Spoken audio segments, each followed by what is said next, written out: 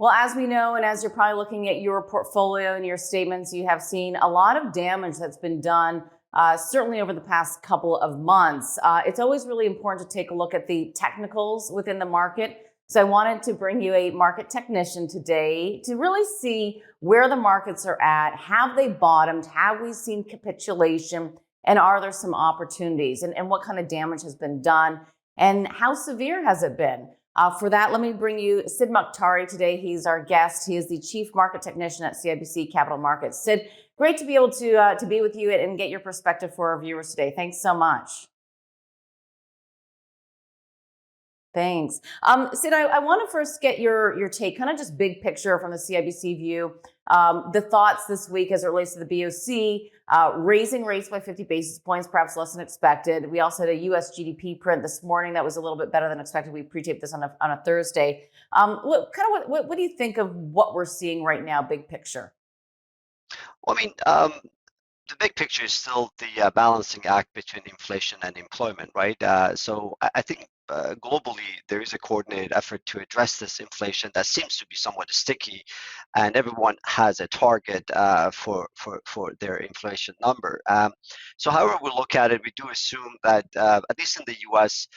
We need to see employment to respond to what the Fed's doing, and that hasn't yet happened. So um, we're still viewing that both US and Canada are probably going to stay the course in terms of rate cycle, and not much is changing from that perspective when we read our chief economists at CIBC what they say, and even though Bank of Canada let's say put the brakes on the on the rate hike that they had 50 instead of 75 beeps that was fully priced into the market, but it doesn't really mean that they're going to change the course, so we still believe that rate hike cycle is still in full force. We can't really change that narrative yet, to be honest with you. Hmm.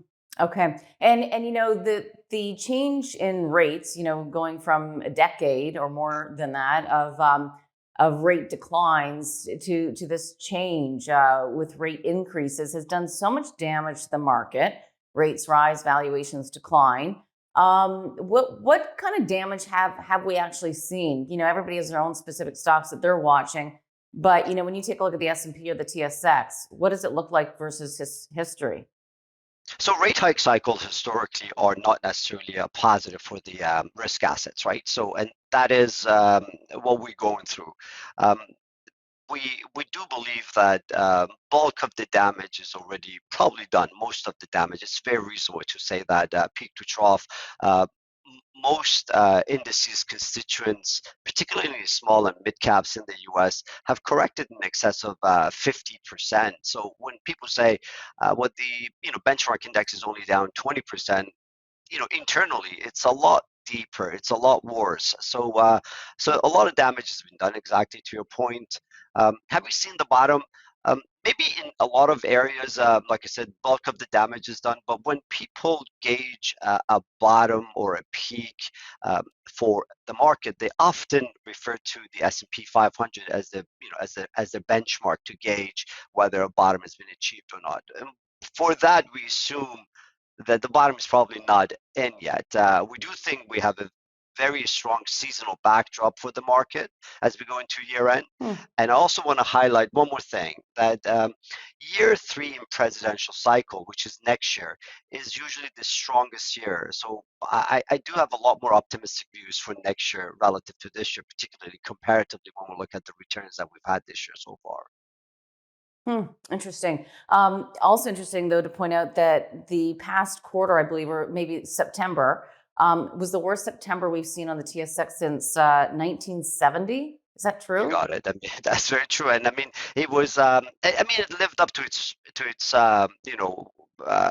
standards. What September is all about, the weakest month of the year, right? And October is usually the most volatile month of the year, and we have had some of that volatility as well. But to a point that you made earlier about capitulation, we really don't know whether or not we've seen it. We still believe that we get. Um, you know, uh, Periods that there are counter trend rallies, market gets exhausted on the downside, and we get you know bounces because of either earnings or sentiment shifts. But I'm not Right. quite sure whether or not we've seen the lows yet on that front in terms of capitulation.